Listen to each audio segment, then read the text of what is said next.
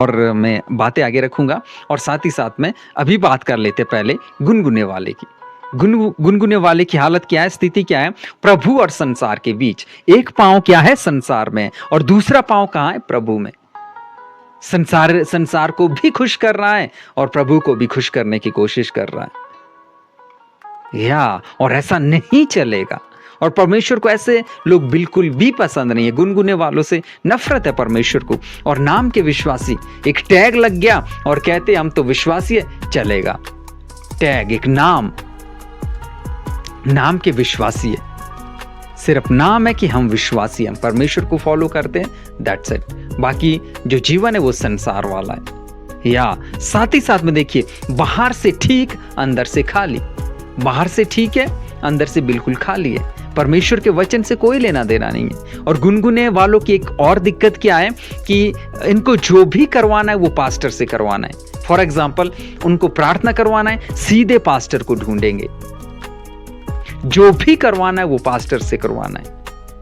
और जब तक पास्टर का हाथ इनके ऊपर नहीं होता है तब तक इनको तसल्ली नहीं होती। जैसे ही चर्च जाते हैं, चर्च खत्म होती है, मतलब सभा जब खत्म होती है और आखिर में पास्टर से मिलते हैं और पास्टर को कहते हैं कि अपना हाथ हमारे ऊपर रखे। और जब अपना हाथ वो उनके ऊपर रखता है पास्टर, तब उनको तसल्ली होती है कि अब खुशी उनको मिलती है जब पास्टर का हाथ उनके ऊपर होता। तो ये गुनगुने वालों की ये स्थिति है।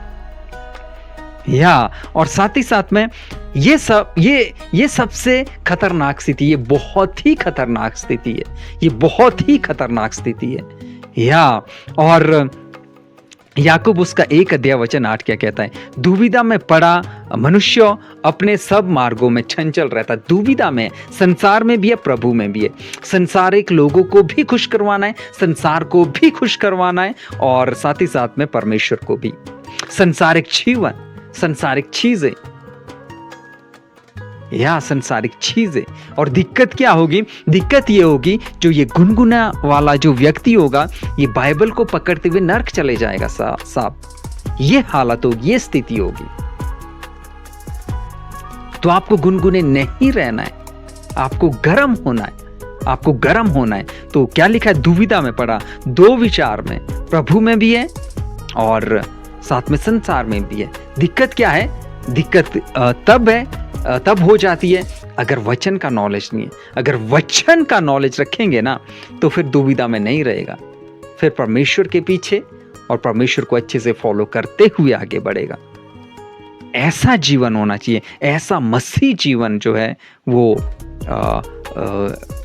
होना चाहिए कि क्या है, जब बाइबल का सही नॉलेज, सही ज्ञान और परमेश्वर के काम को करते हुए आगे बढ़ेगा तो फिर गुनगुने की कैटेगरी में नहीं होगा। आगे क्या लिखा है देखो, मत्ती उसका 15:8 क्या कहता है? ये ओंठों से तो मेरा आदर करते हैं पर उनका मन मुझसे दूर है।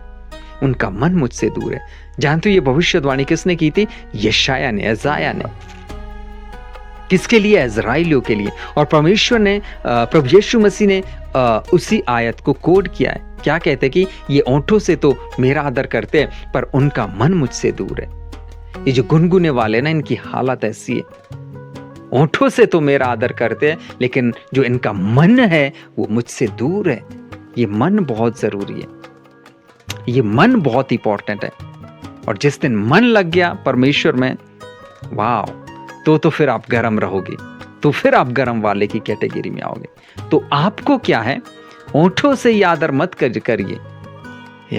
और देखिए आगे क्या लिखा है, मत्ती उसका 7:21-23। तो ये जो लुकवार्मनेस वाले है ना, मतलब जो गुनगुने वाले, दिक्कत क्या है इनकी? ये क्या कहते हैं?